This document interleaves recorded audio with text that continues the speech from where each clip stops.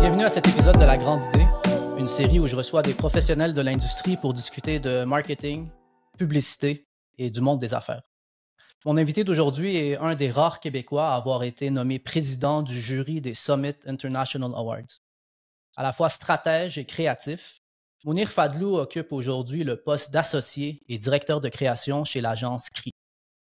Mounir est aussi reconnu pour sa capacité à analyser en profondeur les tendances, les comportements humains et à traduire ses insights en stratégies percutantes. Mounir, merci d'être avec nous aujourd'hui. Merci à toi, Ali, pour l'invitation. C'est tout un honneur. Je fais une petite précision. Je ne suis pas président des Summits, mais je fais partie du jury créatif. Puis, en effet, c'est tout un honneur. Puis, merci pour cette belle présentation. Puis, merci pour l'invitation. J'y viens avec une grande, comment je dirais, fébrilité. Tu as reçu quand même du beau monde. Tu as reçu les grandes personnes de la pub québécoise. Fait que c'est un honneur. Mounir, j'ai dans ton titre maintenant ajouté le mot associé. Oui. Félicitations. Merci. Qu'est-ce que ça veut dire pour toi? Puis qu'est-ce que ça signifie pour toi maintenant de devenir associé dans une agence? Plus de jobs, assurément. Assurément plus de jobs. Ça officialise le côté entrepreneur. Ça le rend un peu plus légitime. L'analogie que j'ai, c'est que avant, je me retrouvais dans un sentier avec une machette à essayer de défricher un chemin puis de prendre les petits chemins parallèles. Ben maintenant, je me retrouve sur le sentier qui est déjà un peu défriché. Ça n'empêche pas qu'il y aura des roches en chemin puis qu'il va y avoir quelques petites embûches, mais au moins, ça le rend un peu plus officiel. Félicitations. Félicitations. Parle-moi un peu de ton parcours avant. Là, tu es arrivé à associé, mais évidemment, tu as une vingtaine d'années, je pense, d'expérience dans le domaine maintenant. Tu as étudié en France, si je ne me trompe pas. Oui. Tu as commencé ta carrière en France. Parle-moi un peu des débuts de Mounir en publicité, puis comment tu es tombé en amour avec cette industrie-là? Ben, dans le fond, mes débuts ont commencé d'un heureux hasard. La comparaison que je pourrais faire, moi je suis issu des quartiers nord de la banlieue parisienne, on va dire l'équivalent de Montréal-Nord. Quoique chez nous, c'était un peu plus animé, mettons, si on peut dire ça comme ça. Fait que moi, je me suis retrouvé dans une école qu'on appelle ZEP, zone d'éducation prioritaire. Donc, oui, les voitures des enseignants brûlaient, etc. Fait que je me suis retrouvé là, puis dans le fond, j'excellais nulle part, sauf en arts plastiques. J'avais aucun intérêt pour l'école en général. Mon intérêt était dans le dessin. Puis de fil en aiguille, ma prof d'art plastique me disait, ben, tu sais, dans le fond, je peux pas te mettre 20, mais je te mets 18. Mais tu sais, elle atteignait une limite, mais c'était quand même ça. Puis à un moment donné, elle était très très lucide de par ma réalité, qu'elle voyait bien en une grande différence par rapport à la sienne. Puis elle m'avait dit deux choses l'une, soit tu fais une école de bande dessinée, puis ça va être très très long avant de t'en sortir, soit tu fais une école de pub, puis très rapidement tu peux t'en sortir parce que tu as envie d'aller ailleurs. Puis elle m'avait dit, ben, tu sais, moi, je lui ai demandé comment elle était au courant de ces chemins-là. Elle m'a dit, ah, ben, mon mari est dentiste. En tout cas, c'est ce que j'avais compris. Fait que dans le fond, de fil en aiguille, je me suis retrouvé à m'orienter vers la publicité. Je me suis retrouvé à être sélectionné dans une école où sur 400 élèves, ils en prennent que 36 pour faire de classe de 18. Je me suis retrouvé justement dans une école, on va dire, très colorée, majoritairement sur 35 élèves, 34 élèves, dans une classe de 18 où dans tout le lycée, on devait être 5 ou 6. Et ça fait un gros changement culturel, un gros changement d'habitude. Puis, ben, je me suis retrouvé à apprendre un métier qui me passionnait aussi. Je me suis retrouvé à réapprendre des matières qui finalement, à l'époque, ne m'intéressaient pas de façon générale, mais qui là m'ont beaucoup intéressé. Mes moyennes ont toutes grimpé parce que tout était relié et interrelié à la publicité. Le français était lié à la pub, le maths à la pub, etc.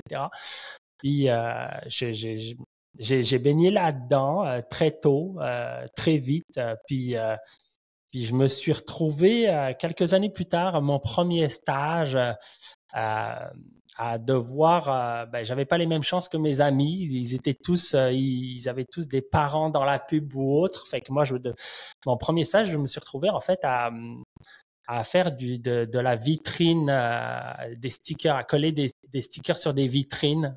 Fait que dans le fond, c'était de la découpe, de l'impression, de la découpe. Il fallait poser ça sur des vitrines. Très glamour. C'est ça, vraiment glamour, mais loin des études, mettons, ou en tout cas loin du rêve auquel j'aspirais, puis auquel je voyais mes amis qui étaient toutes dans des agences de pub déjà leur premier stage, dans des grands magazines et autres. Puis dans le fond, je me suis dit, il y a quelque chose qui cloche. Il y a quelque chose qui ne marche pas. Je ne peux pas être le seul à me retrouver dans un stage qui a vraiment pas de sens avec ce que j'étudie, ou en tout cas qui m'exploite pas assez. Et dans le fond, je suis retourné voir ma prof de plastique. Et à ce moment-là, elle m'a dit, ben oui, j'ai mon mari qui est directeur artistique. Donc moi, à l'époque, j'avais compris dentiste. En fait, son mari est directeur artistique. Donc, d'où l'orientation qu'elle connaissait très bien. Puis, pourquoi je précise cette historique-là, c'est que par la suite, j'ai fait mon stage dans l'agence où il était directeur artistique. Ça a été un gros changement parce que là, je me retrouvais dans une vraie agence de communication. Puis, par la suite, c'est devenu mon mentor. Par la suite, c'est devenu mon directeur de création parce qu'il a été directeur de création dans une autre agence. Il m'a débauché d'une autre agence où j'étais DA. Donc, on a poursuivi notre chemin comme ça. Puis, j'ai fait quelques années dans différentes agences de communication puis de pub en France. La force du réseau. La force du réseau. Dis-moi, je suis curieux, est-ce que ça a bien été reçu par tes parents, le choix de cette carrière-là? Oui, vraiment. Je veux dire, je suis issu d'une famille d'immigrants. Mes parents sont venus du Maroc pour avoir une meilleure vie pour leurs enfants aussi, ou en tout cas espérer que leurs enfants se soient ça. Fait que c'est sûr que pour eux, c'était... je raconte une anecdote, mais qui n'est pas loin de la vérité. À 30 ans, je gagnais plus que mes deux parents. Je veux dire, mes parents sont pas diplômés, faisaient pas des jobs payants. Fait que c'est sûr qu'ils ont été fiers de ça. Je te pose la question parce que comme toi, là, je suis issu d'une famille immigrante, puis chez nous, il y a 3 options. Médecin, pharmacien, ingénieur. Oh! Puis quand je leur ai dit que je m'en allais en marketing, je pense qu'il y avait un gros point d'interrogation dans leur visage. Puis l'autre jour, mon père, on se fait là, chez mes parents, mon père m'a dit « Ali, tu fais quoi, toi? Je comprends pas. » Fait que, tu sais, jusqu'à aujourd'hui, je pense qu'il y a un certain point d'interrogation. Puis, ouais. Je comprends ce que tu dis, mais mettons, je l'ai eu au départ. Très vite, ce que ça permettait de faire, ou en tout cas ce que ça permettait de gagner, a permis de pallier à ça. C'est sûr que la première réaction, ça a été « OK, qu'est-ce que je vais faire? Je vais dessiner dans le métro. » Et que pour mon père, c'était certainement ça, sa vision, mais en même temps, on parle d'un domaine qu'il ne connaissait pas non plus. Fait que c'est normal. L'incompréhension. La compréhension. Tu es jury sur plusieurs concours. Ouais. Fait que tu es amené à donner ton opinion, ta critique. Mm-hmm. Toi, qu'est-ce que ça t'amène à toi d'être sur un jury? Je le fais pas essentiellement pour moi. Ce que j'aime beaucoup, personnellement, on voit plein de choses. Ça permet de voir certaines choses se dessiner avant, certaines façons de faire qui se recopient, veut pas, qui se ressemblent. Mais je le fais avec, c'est peut-être une fausse mission que je me donne, mais en tout cas, c'est un peu celle que je me suis donnée. Puis pareil pour mon implication en tant que jury dans certaines écoles, c'est vraiment une volonté aussi de démontrer qu'il y a un possible. Peu importe d'où on vient, d'où on est issu, on peut se retrouver à justement aider les autres, à guider. Et aussi, je le fais un peu pour moi, c'est un peu le retour, si tu veux, du balancier. C'est-à-dire que je repense à ma fameuse prof d'art plastique, puis qui m'a mis en contact avec mon mentor qui est devenu mon DA, puis par la suite mon directeur de création. Quelque part, je leur en dois une, puis la meilleure façon de leur devoir, c'est pas à eux directement, mais c'est à comment moi je peux répéter ce genre je dirais, d'implication-là. À la future génération. Oui. Je pense que c'est impliqué dans des concours au Collège Huntsic, si je ne me trompe pas. Oui, impliqué en tant que juge au Collège Huntsic, oui. Puis comment tu trouves la relève? Challengeante. Elle arrive avec vraiment beaucoup de connaissances, beaucoup de connaissances techniques aussi au Collège Huntsic, beaucoup plus en fait, ils ont un champ des possibles ça va faire vieux ce que je vais dire, mais moi, j'ai commencé, il n'y avait pas Internet. Fait que quand les photothèques, je les ai vues arriver, puis on se déplaçait à la bibliothèque François Mitterrand pour aller chercher les catalogues de photos. Mais je veux dire, eux, ils baignent là-dedans, puis ils ont Instagram, TikTok, puis name it pour voir tout ce qui se fait, tout ce qui peut se fabriquer, tout ce qui peut s'inventer. Fait que je te dirais, je vois une relève qui arrive avec beaucoup plus d'outils et beaucoup plus d'accessibilité qu'on pouvait l'avoir à une certaine époque. On verra bien ce que ça donnera. Puis à la limite, ça nous challenge, puis ça nous inspire, puis ça nous pousse à nous-mêmes là, rester à jour dans tout ce qui se passe. Oui, vraiment. Vraiment. Ben oui, il y a ce côté-là, c'est sûr que ça nous pousse, puis ça nous challenge. Puis ce que je vois aussi, c'est que ça nous permet aussi de voir qu'est-ce qui reste, mettons, après tant d'années, qu'est-ce qui est important aussi pour eux dans le domaine, comment ils le perçoivent. Moi, je trouve ça assez intéressant de comment ils le perçoivent plutôt que comment nous, on l'a perçu. Je pense à une époque où c'était peut-être un peu moins en mouvance. Comment tu sais, quand tu vois un jeune là, créatif ou créatif en devenir, là, c'est quoi les traits que tu recherches? Disons que tu passes une entrevue ou disons que tu es justement exposé à ces finissants-là. Quand tu regardes une personne, tu dis celle-là, là, elle a du potentiel. C'est sûr que la personne doit être motivée. On ne se le cachera pas, c'est un métier de passionné. Je veux dire, faut être passionné ou fou pour faire ce métier-là. Ou les deux. Les deux vont ensemble, ça ne pose pas de problème. C'est sûr, il faut être passionné, il faut être téméraire. Faut être téméraire parce que c'est un métier qui, en soi, n'est pas difficile. En tout cas, moi, je le compare toujours.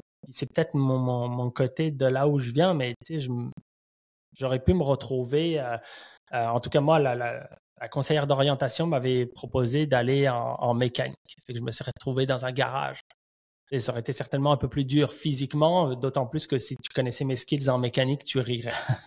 Mais dans le fond, c'est pas dur physiquement, c'est pas un métier, je trouve, on a du fun, on trouve des idées, on rigole, puis tout ça.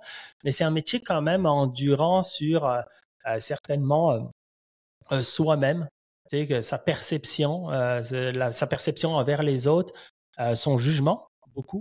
Donc, ça demande beaucoup de témérité, mais aussi beaucoup de témérité pour en proposer plein. Puis pour peut-être en voir peu réaliser, très, très peu. Il faut en faire beaucoup, beaucoup, beaucoup et de se dire que dans ce beaucoup-là, il y en a peut-être 1, 2 qui vont en sortir. Le reste, c'est pas que c'est pas bon, c'est pas que c'est à jeter, ça fait partie de l'entraînement. Ils sont rangés dans des classeurs. Puis... C'est ça. Mais tu dis que c'est pas exigeant physiquement, mais c'est quand même exigeant psychologiquement. Je veux dire, d'être créatif tout le temps. C'est quand même c'est un exercice qui est pas nécessairement facile. C'est pas nécessairement facile, mais je pense que si on le voit avec soit en tant que personne et soi-même, puis son propre ego, on en a tous un, c'est sûr que ça va être très difficile. Parce que soi-même, on ne peut pas faire grand-chose. Mais si on le voit avec toute l'équipe, puis tous les gens qui sont autour de nous, parce qu'aujourd'hui, tout le monde est créatif, puis avant aussi, c'était le cas, tout le monde a de bonnes idées. Nous, dans le fond, j'ai l'impression que selon le corps de métier qu'on fait dans une agence, on étudie dans la direction artistique, dans la conception et rédaction, c'est de vulgariser cette idée-là. Mais d'accepter que les idées peuvent venir de partout, ça enlève beaucoup de poids, je pense aussi. Tu as dit 2 mots là, que j'ai retenus. Ego et bonne idée. Fait que premièrement, l'ego, comment tu fais pour gérer l'ego dans des équipes? Peu importe où l'agence, peu importe l'équipe, peu importe où tu as passé là, dans ton cheminement professionnel. Tu sais, de l'ego, là, ça fait partie, je pense. À certains niveaux, là, tout le monde en a un peu ou beaucoup. Comment tu gères ça dans une équipe? Surtout que maintenant, tu es un poste de direction. Je pense que c'est la chose la plus difficile à gérer parce que c'est propre à chacun puis que la perception est toujours faussée. Il n'y en a pas de bonne ou de mauvaise réponse. J'ai l'impression que le temps va faire les choses. Et quelqu'un qui n'est pas bien à cette place-là ou qui s'attend à autre chose, à un moment donné, il va faire son temps puis va à un moment donné aller ailleurs. Mais l'ego, c'est la chose certainement la plus difficile parce que dans le fond, ça peut fausser la pertinence de la personne. On a tous des talents. mais nos talents font pas tout. Je pense qu'en agence, il faut surtout avoir l'attitude. Le talent, ça s'acquiert. Là, il y en a plein de talentueux. Il y en a des milliers. Je pense qu'en plus, aujourd'hui, on n'accepte plus certains talents avec les égos qui vont avec. Fait que je pense que l'attitude est le plus important avant tout, puis qu'après ça, le talent, les skills, les outils, tout ça, ça prend. Je le vois comme c'est comme du sport. Et je veux dire, quelqu'un qui décide du jour au lendemain de se dire, OK, j'ai envie de faire un marathon et qu'il n'a jamais couru sa vie, il va apprendre, il va le faire, il va certainement battre des records, son propre record d'abord. Puis à un moment donné, il va réussir à le faire en un temps record. Puis là, il va se rendre compte que, OK, c'est à force de pratiquer, ben, c'est la même chose, je pense, dans notre domaine. Ça se pratique. Fait que j'irais plus à chercher l'attitude, la bonne attitude, avec un soupçon de talent pour justement éviter d'avoir à gérer les égos avec justement le trop de talent aussi parfois. Ouais, non, mais je suis tellement d'accord avec toi parce que le savoir, il n'y a rien comme le savoir-être. Nous, chez Studio K, là, quand on engage des réalisateurs ou des directeurs artistiques, parfois je le sens, là, cette personne-là est tellement talentueuse, mais ça vient avec une charge psychologique par la suite que j'ai pas envie de gérer. Puis que, honnêtement, il y a des personnes au Québec là, qui sont à la fois talentueuses et agréables. Fait que dans le passé, je pense que je faisais ce genre de compromis-là. Maintenant, on le fait plus. Là, je pense. Je pense aussi. Puis ça se spread dans ce genre de comportement-là va se spreader au travers d'une équipe. Ça ne va pas toucher juste le gestionnaire ou 2-3 personnes. Ça va se spreader auprès des équipes. Puis ça va donner, mettons que cette personne-là soit en création, fait que ça va donner une mauvaise image de la création ou du studio à travers l'agence. Fait que c'est sûr que c'est très, très, très, très important, le savoir-être. On prend un gros step back dans le processus créatif. Des briefs, tu en as vu un et un autre. Mm-hmm. Les personnes qui nous écoutent, il y a des personnes qui sont en agence, puis il y a des personnes qui sont plus du côté marque. C'est quoi un bon brief? Là? Quand tu reçois un brief, tu dis « Ah, ça, c'est vraiment un bon brief, là, merci. » Qu'est-ce qu'il y a là-dedans? Je pense que là-dedans, il y a clairement d'identifier c'est quoi le problème qu'il faut résoudre. C'est quoi les résultats à atteindre. Je pense qu'une fois qu'on a identifié, OK, j'ai ce problème-là, en tant que marque à résoudre, j'ai ces résultats-là que j'aimerais atteindre. Je pense que déjà, on a une bonne base. Puis, je dirais que c'est aussi ne pas avoir un bon brief. C'est un brief qui balise vraiment bien, je dirais, les étapes à avoir, puis jusqu'où on peut aller. C'est un brief qui donne de l'ouverture, qui ouvre un champ de possibles, tout en disant, ben, regardez, moi, je n'ai pas la solution. Mais moi, j'ai cette problématique-là de communication en tant que marque. Puis mon but, c'est d'atteindre ces résultats-là. Puis il ne faut pas oublier, moi, je pense que, tu sais, on le dit souvent, mais même l'étymologie du mot marque qui est marqué, qui est de se démarquer quelque part, je pense, quand on a la multiplicité des marques, je pense qu'une marque, quelque part, ce qu'elle veut en premier lieu, c'est de se démarquer. Avec un bon brief, c'est aussi d'accepter quelque chose qui va permettre de se démarquer. Et souvent, je pense qu'on peut avoir des briefs un peu orientés qui ne laissent pas cette petite porte ouverte de OK, on va oser se démarquer. Ça va peut-être être différent, tant mieux. Ça va peut-être être dérangeant, pourquoi pas. Mais ça va peut-être permettre de réussir quelque chose que d'autres n'auront pas fait. Fait qu'autant qu'un brief trop flou, c'est pas bon, un brief trop directif aussi, le juste milieu. Le juste milieu. Parce que moi, j'ai déjà vu des briefs à 3 mots. Oui. Aussi simple que ça. C'est à double tranchant. Ouais, vraiment. Vraiment. Ben, je veux dire, c'est à la fois motivant pour un créatif ou un stratège. Moi, je l'ai vécu là, dans mon ancienne vie en agence. Mm-hmm. Mais c'est aussi extrêmement stressant parce que je sais pas. Je sais pas c'est quoi la réaction que tu vas avoir après avoir passé des semaines à travailler sur des concepts créatifs. C'est clair. Mais dans ce temps-là, j'ai l'impression qu'un brief à 3 mots, il faut vraiment parler au client. Il faut vraiment voir où est-ce qu'il est capable d'aller, jusqu'où il veut envoyer la balle. C'est pas mal ça qui va nous le déterminer, je pense. C'est parce que 3 mots, c'est un beau champ de possibles. Ouais. Tu reçois un brief, disons que c'est le brief idéal, il y a assez d'informations, pas trop. C'est quoi les prochaines étapes dans votre équipe? Comment vous fonctionnez? C'est quoi le processus? Ben, je dirais le processus, c'est surtout qu'il faut s'asseoir avec la strat. Pour moi, un brief client doit passer par la strat. Si on veut sortir du concours de dessin, du j'aime ou j'aime pas, j'aime le mauve, j'aime le jaune, je préfère celui-ci parce qu'il me fait penser à ci, à ça, je pense que pour appliquer la strat va permettre d'être pertinent sur nos créatifs, va permettre d'être objectif et non subjectif. Fait qu'on va d'abord avoir une gate, je pense, avec la strat qui nous fait un brief créa qui va nous permettre de répondre, nous, en tant que créatifs, à cette strat-là, à ce brief créa-là, puis de se dire, OK, est-ce que ça coche les cases que la strat a identifiées? Puis la strat, elle peut aussi aider le client, justement, à amener un brief d'une bonne façon, justement, avec ce juste milieu-là. Parce que je veux dire, je pense que c'est toute une expérience et tout un savoir de bien rédiger un brief, mais de s'aider aussi de son agence pour pouvoir le rédiger, puis d'avoir la strat qui est en fait clairement, pour moi, les plus objectifs dans l'agence. Fait que ça permet ça permet vraiment quelque chose de, soit on décide de faire un stunt puis un coup de circuit par le beau hasard de la chose parce qu'à un moment donné, on se dit hey, j'ai une bonne idée créative, ça fonctionne. Mais je suis pas mal certain qu'il y en a une parmi des centaines qui passent. Fait que les 99 fautes, elles sont où? Elles sont dans les limbes. Puis est-ce qu'un strat doit être créatif et est-ce qu'un créatif doit être stratégique ou est-ce que pour toi, tu le vois comme cerveau gauche, cerveau droit, les deux ensemble? Un peu des deux, mais le pourcentage n'est pas le même. Selon, je pense qu'un créatif faut qu'il ait quand même une compréhension de la strat.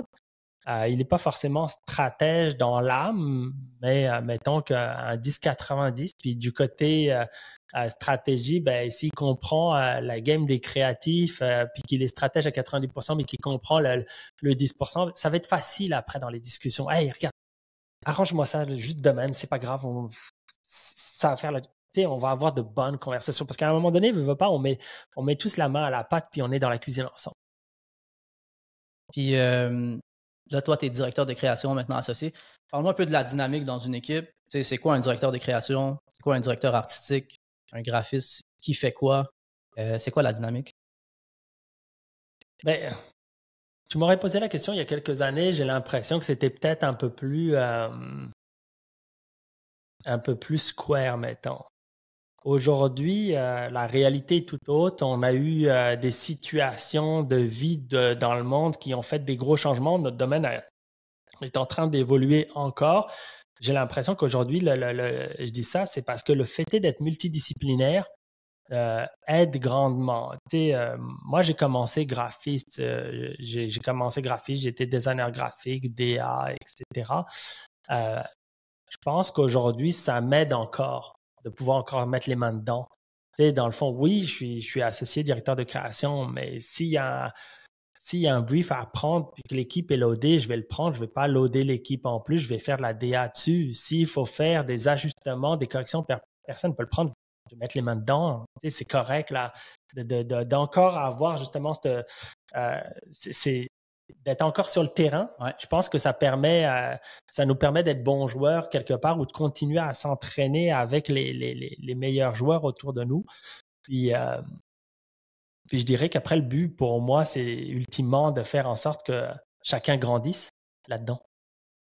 Ça nous permet de rester groundé aussi puis de ne pas oublier la réalité des personnes. Ouais. Des personnes qu'on gère. Parce que c'est facile de prendre beaucoup de distance puis d'oublier c'est quoi la réalité. Quand on le vit sur le terrain, là, tu fais OK, je vois les changements. Et parfois, c'est volontaire de ma part de vouloir aussi m'impliquer plus dans telle et telle action, juste pour comprendre la vibe. Qu'est-ce qui peut accrocher puis d'aider à dénouer des nœuds. Est-ce que tu préfères brainstormer seul ou en groupe? En groupe. En groupe. Puis comment ça se passe? Moi, j'ai vécu des expériences de brainstorm idéales et très peu idéales. Mais tu sais, quand on met tout le monde dans une salle, là, puis on s'attend à ce que tout le monde soit créatif, c'est comme ça que ça marche? C'est quoi le processus? C'est quoi, comment tu prépares la gang? À quoi ça ressemble? C'est quoi votre processus interne pour s'assurer qu'un brainstorm de groupe, étant donné que tu préfères de groupe, se passe de façon optimale? Avoir du chocolat. Déjà en partant. On a des personnes qui préparent, en tout cas, qui mettent la table d'une très, très belle façon pour les brainstorms à l'interne. Il y a des bons outils, que ce soit le brise-glace. Puis c'est pas moi qui les organise là. Je remets vraiment ça à ces personnes-là.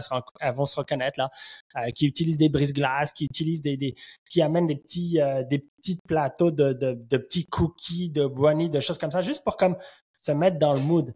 Mais après ça, je pense que dans le brainstorm, ou en tout cas dans les bonnes règles du brainstorm, c'est toutes les idées sont bonnes. Mhm. Il n'y en a aucune qui n'est pas bonne. On les prend toutes, on les note toutes.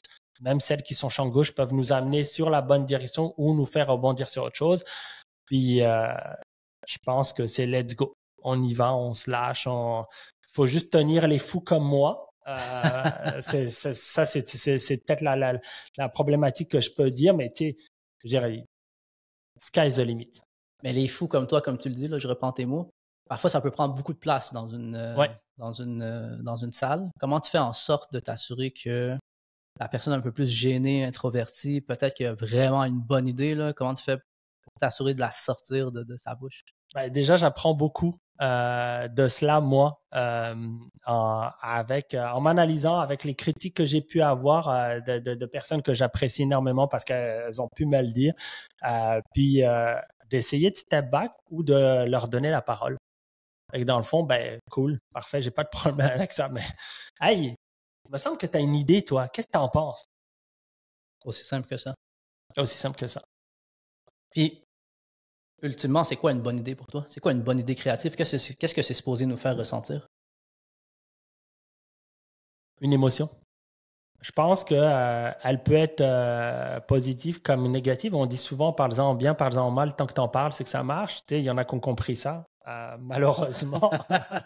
Mais regarde, hein, ça c'est un autre débat, mais tu sais, dans le fond, il faut que ça crée une émotion. Tu sais, tu te dis, ouf, celle-ci, elle est bizarre, elle me dérange. Oh, ouais, mais pourquoi elle te dérange? OK, c'est peut-être là où il y a quelque chose. Tu sais, je pense que une bonne idée, loin du conventionnel, est loin du consensus. Sinon, ben, on le produit, fine, on y répond, mais est-ce qu'on va sortir des sentiers battus? Est-ce qu'on va se démarquer en tant que marque? Peut-être pas. Puis parfois, tu sais, une idée, pour moi, c'est comme, je sais pas moi, une pierre, puis elle doit être polie, puis tu sais, avant que ça devienne comme vraiment un bijou. Parfois, on a comme une idée, on sent qu'il y a quelque chose.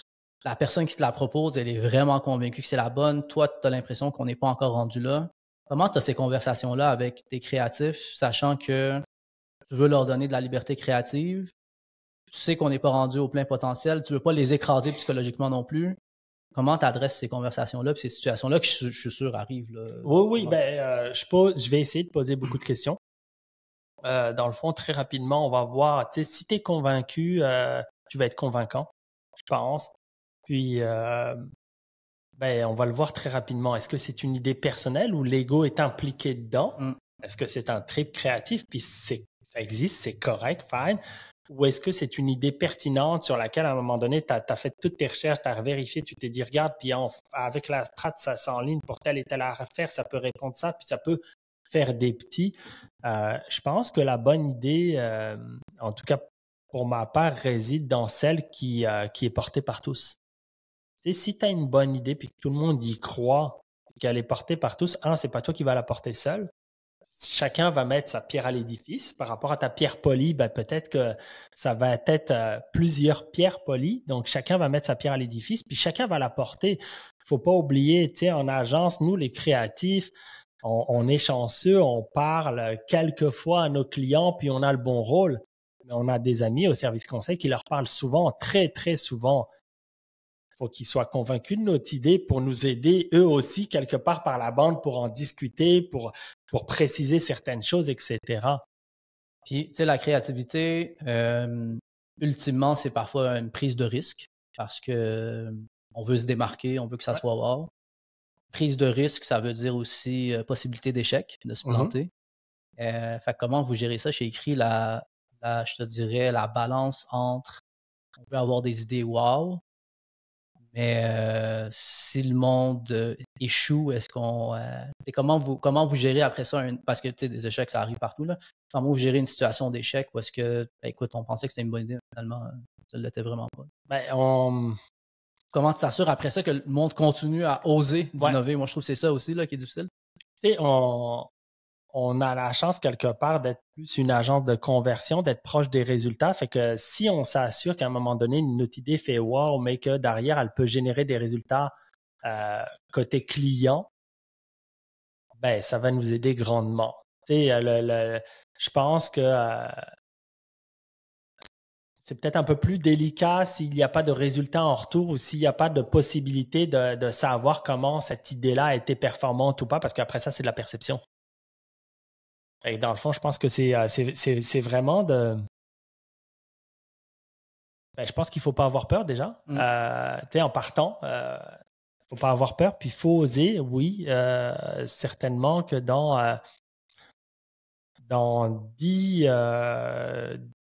propositions, on va oser. Il y en a peut-être 7 qui vont moyennement marcher. Il y en a 3 qui vont être des coups de circuit. Est-ce qu'on est mieux d'en avoir 9 qui marchent so-so, mais ne dérangent pas trop, puis une seule, ou les 3 coups de circuit vont peut-être faire en sorte que les 7 autres moyens vont les balayer? Tu as dit que vous êtes une agence de performance. On est dans un contexte en ce moment où il y a énormément, plus que jamais, là, de bruit publicitaire, là, moi j'appelle ça. Partout où on regarde, il y a de la pub, sur nos écrans, online, offline.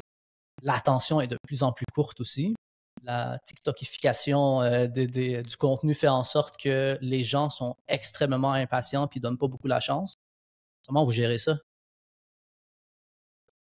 Je ne sais pas si j'ai la réponse, mais je dirais qu'aujourd'hui, dans le bruit ambiant, il faut de plus en plus se démarquer.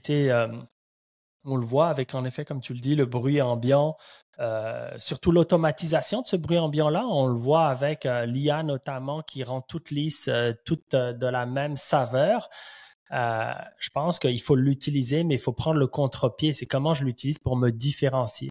C'est de réussir à se différencier. Je veux dire, en effet, c'est envahissant. On l'a littéralement au bout de la main, toute cette publicité-là. Je veux dire, on la consulte presque 24/24. On peut l'avoir dans les médias sociaux, partout. Fait qu'à un moment donné, c'est de faire en sorte que qu'est-ce que moi je fais en tant que marque pour soit te divertir ou soit de générer une émotion. Mais si c'est juste pour te pousser une information puis te déranger, mais pas d'une bonne façon, ben, je pense qu'on va vite être skippé. Tu sais, c'est trop facile de scroll down puis de se dire, OK, je passe à autre chose, ça ne m'intéresse pas. Fait que faire rire, faire pleurer, faire réagir, surprendre. Surprendre. Ouais. Surprendre. Je pense que de surprendre dans l'inattendu, il y a quelque chose là-dedans qui vient vraiment. En fait, si on surprend dans l'inattendu, on va en parler. Et si tu fais partie de la conversation, c'est que c'est réussi. As-tu une campagne que dans la dernière année là, ou les derniers mois là, que tu as bien apprécié, travaillé et que tu as vu des résultats concrets auprès du client? Bonne question. C'est toujours une question difficile. Quand je pose cette question-là, je sais que comme tous nos bébés, là, c'est. Ouais, j'aurais du mal à en déterminer une spécifiquement, je te dirais. C'est un peu plus difficile. Ouais. Tu as parlé d'IA tantôt. Ouais.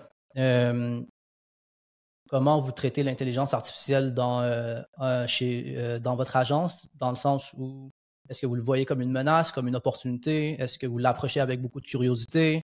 Est-ce que vous incitez tout le monde à tester? C'est quoi la philosophie chez vous? Ben, on le teste. Tu sais, veut pas, du côté du studio, c'est implémenté dans nos logiciels depuis longtemps. Maintenant, c'est juste fronté d'une façon un peu plus devant une vitrine. Mais dans le fond, c'était déjà le cas. On pouvait faire plein de choses automatiquement. Tu sais, c'est sûr qu'il y a plein d'autres outils logiciels qui ont accéléré ça, qui l'ont rendu accessible à tous, pas qu'aux professionnels. Menace ou opportunité, moi, je vois les deux. Je pense que je reviens encore sur le côté multidisciplinaire. Si on est multidisciplinaire, le côté menace va moins être là. C'est sûr que si on était monotage sur quelque chose de très spécifique qui est répétitif, là, il y a probablement une menace. Une menace de dire, OK, ce que je fais, est-ce qu'une machine un jour va être capable de le faire? Oui. Bon, où est la pertinence? Tu sais, je pense qu'il y a une menace de ce côté-là. Il y a une opportunité énorme, je pense, à l'utiliser, mais parfois même à faire le contre-pied de son utilisation, de prendre je dirais, le sens inverse. Tout le monde s'en va là vers un trend. Ben, prenons ce sens-là vers le trend, puis finalement, ça peut-être nous permet de nous démarquer. Il y a quelque chose là-dedans que je trouve assez intéressant. Puis, il y a l'opportunité de redéfinir notre métier puis de créer différemment aussi, je pense. Quel job tu penses qui va disparaître? Tout ce qui est proche de la prod, c'est pas qu'elle va disparaître, mais on va avoir besoin de moins de personnes, j'ai l'impression. Tout ce qui est automatisé. Avant, ça prenait un savoir-faire spécifique. Je vais prendre un exemple basique en tant que DA, mais des détourages. Avant, tu avais des personnes qui faisaient du close cut, puis qui étaient vraiment douées, puis qui avaient leurs propres skills. Puis aujourd'hui, la moitié de la job peut être faite automatiquement par Photoshop. Non plus. Sinon plus. Fait que c'est de se poser la question, est-ce que je suis vraiment pertinent là-dedans? Est-ce que ça apporte... Puis aussi, est-ce que ça apporte une pertinence? Versus, pour moi, l'opportunité, c'est justement, je pense que dans tout ce bruit-là généré génériquement, le custom, le fait main, le tricoté sur mesure pour le client va ressortir. Ce qui va être différent des autres, justement, on parlait tantôt de se démarquer. Ben justement, je pense qu'on va le voir de plus en plus. Ceux qui vont oser se démarquer, ben ils vont se démarquer à quelque chose de spécifique, de propre à eux, quelque chose que l'autre, il n'aurait pas pu le faire. On va recommencer à présenter nos idées sur des maquettes, puis des cartons, puis des modèles 3D faits à la main. C'est drôle que tu dises ça, mais il n'y a pas si longtemps, j'ai revu des colles en bombe dans un fond de tiroir ou un fond de placard à l'agence, puis je me suis dit, il y a peut-être quelque chose là-dedans de revenir avec, tu sais, on veut se démarquer, peut-être que, tu sais, c'est bien beau les présentations virtuelles, mais peut-être qu'en présentant des maquettes, ça va peut-être amener une petite différence. Après, c'est discutable tout ce que ça gaspille. Ouais, mais il y a un petit côté nostalgique à ça qui peut connecter. Fait que selon toi, c'est quoi les skills à nourrir pour quelqu'un là, ou bien qui commence dans l'industrie, ou bien qu'il est là depuis 20 ans, mais qui ne veut pas non plus perdre sa pertinence sur le marché? C'est quoi les aptitudes les plus importantes, sachant que l'intelligence artificielle va commencer à peut-être gruger des petites parties de notre job à gauche et à droite? Toujours se remettre en question. Ça équivaut pour les jeunes comme les moins jeunes. Accepter la critique, rien prendre personnel, mais vraiment rien. C'est hyper important. Sinon, ça devient difficile. Puis, ça devient difficile pour soi, mais ça devient difficile pour les autres. Mais c'est surtout que, je veux dire, l'intelligence artificielle, elle prend rien de personnel. Fait qu'à un moment donné, elle regarde, ça te tente pas de me retrouver, de m'ajuster ça ou de me le corriger. OK, je vais lui demander, il va me faire des lignes. Il va m'en faire 40 en 10 secondes. OK, ça challenge pas mal. Fait que je pense qu'à ce moment-là, il faut se dire, OK, comment moi je deviens pertinent? Qu'est-ce que je propose? Comment je travaille? Comment je l'utilise aussi? Tu sais, c'est pas de le nier, c'est de l'accepter, mais c'est de l'utiliser. Puis où est-ce que je mets l'effort à la bonne place pour justement que ça mette en avant mon travail? Ouais. Moi, je trouve que l'IA, tu sais, ça enlève beaucoup le côté très technique, exécution. Ouais. Mais à the end of the day, il faut le nourrir de façon intelligente puis de façon créative. Oui. Parce que sinon, ça peut te donner des résultats très, très génériques. Là, puis à un moment donné, tout va se ressembler. Puis on l'a vu d'ailleurs. Il y a eu des trends, on le voit. Là, tout se ressemble à quelque chose près. Fait que toi, comment tu fais pour nourrir ta créativité à toi? C'est quoi? Qu'est-ce qui t'inspire? Qu'est-ce que tu regardes? Qu'est-ce que tu lis? Est-ce que tu as des rituels? Parce que c'est ça qui nous rend unique à the end of the day. C'est nos expériences puis nos façons de faire. Fait que Mounir, c'est quoi sa façon de nourrir sa créativité? Certains diront les baskets. Mais c'est pas vrai. OK, dans le fond, j'ai un amour inconditionnel pour la danse et le théâtre. Certainement, en fait, clairement que ça me nourrit. J'ai un amour inconditionnel pour la danse et le théâtre, que ce soit dans la rue, les petites salles, les maisons de culture, les grandes salles, j'en consomme. J'adore ça. C'est proche pour moi. Je vois beaucoup.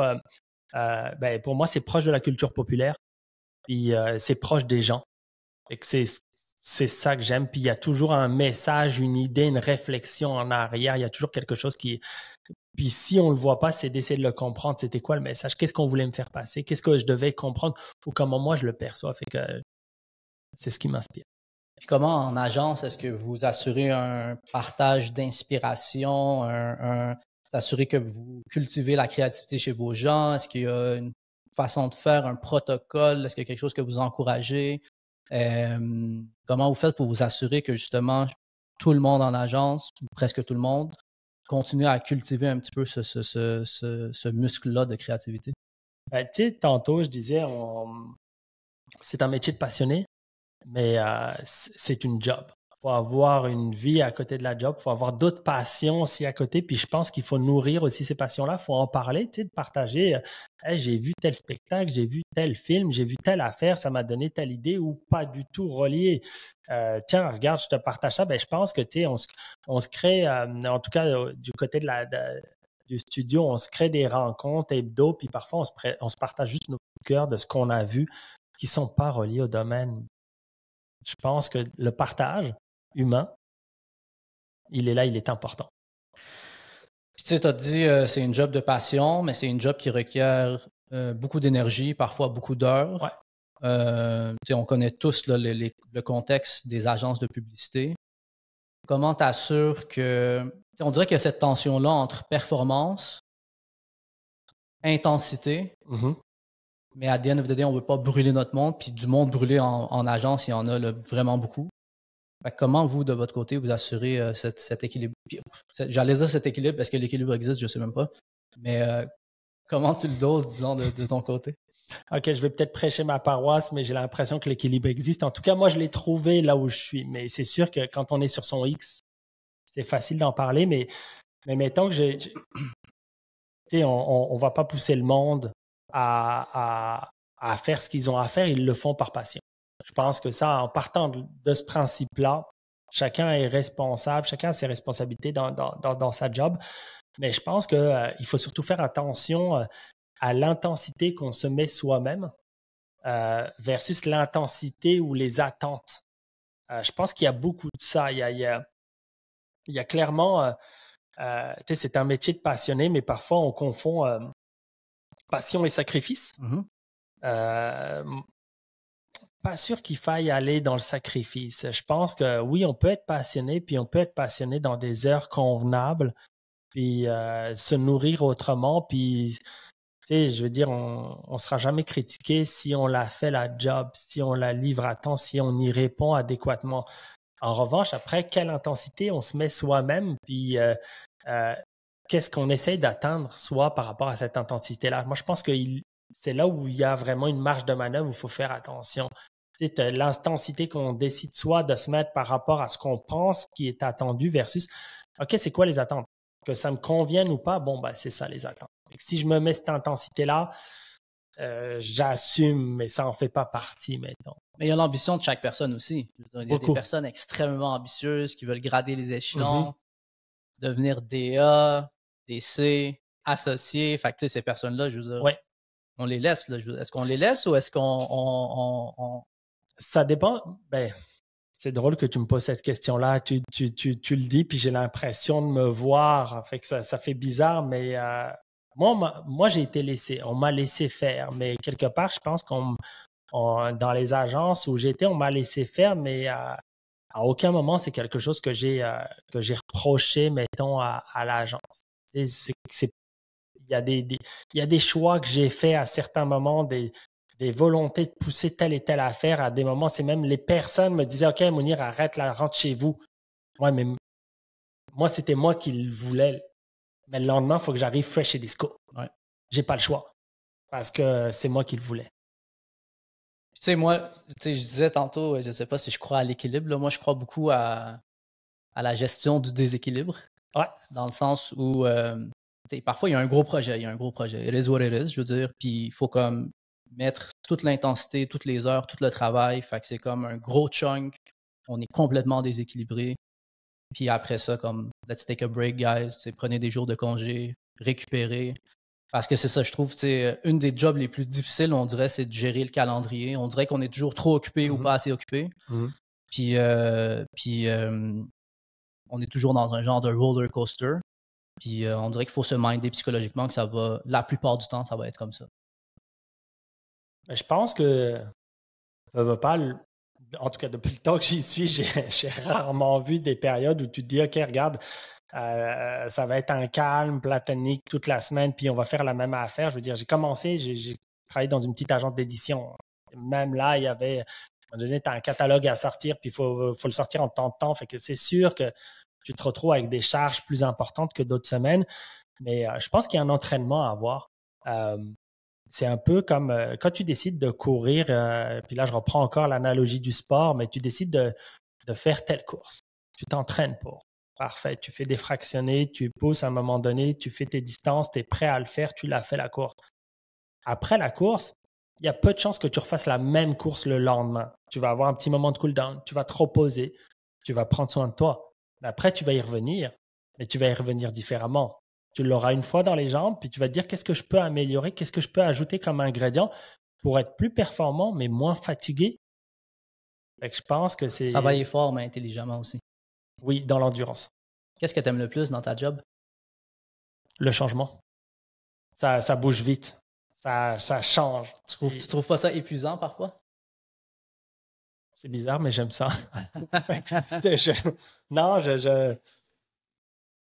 Ouais, non, j'aime ça. C'est vraiment, je trouve pas ça épuisant. Au contraire, je trouve ça challengeant, en fait. Moi, c'est justement ce changement-là qui me challenge. S'il n'y en avait pas, peut-être que j'y verrais une plus grande menace d'automatisation puis d'IA. Là, le fait est que ça change tout le temps. Je me dis, il y a quelque chose, il y a un facteur culturel, humain qui fait que c'est tout le temps en mouvement. Qu'est-ce que tu aimerais qu'il change dans notre industrie? Ça, c'est une bonne question. Je ne le sais pas parce qu'il y a trop de choses qui changent déjà en ce moment, je te dirais, entre les studios internes, la co-création, puis tout ça. Fait que je te dirais que peut-être plus de se retrouver plus souvent ensemble dans la cuisine, à agence et clients. On est des partenaires. Fait que c'est plus ça. Moi, je te dirais ça plus souvent. Ça arrive parfois. Je dis pas que ça n'arrive pas. Puis quand ça arrive, c'est magique. Parce qu'on prépare le plus beau gâteau et on le mange ensemble. J'aime ça. J'aime ça. Merci Mounir. Merci pour ton partage d'expérience, de connaissances. Merci de quoi on n'a pas toi. parlé? Est-ce qu'il y a une question que tu aurais aimé que je te pose, que je ne t'ai pas posée? Non. On fait le tour. Je pense qu'on a fait le tour, ouais. Amazing. Ben, écoute, 20 belles années là, en agence. Félicitations. C'est pas tout le monde qui est capable de se rendre là. Puis des nouvelles responsabilités pour toi. Oui. Fait que je te souhaite beaucoup de succès dans ton nouveau rôle que je suis sûr que tu assumais déjà avant non officiellement. Mais c'est toujours comme ça. De toute façon, il faut prouver qu'on est capable. Puis après ça, je pense, on nous fait confiance. Donc, un grand merci. Merci à toi pour l'invitation. Longue vie à l'Agence CRI. Longue vie à l'Agence CRI. Merci.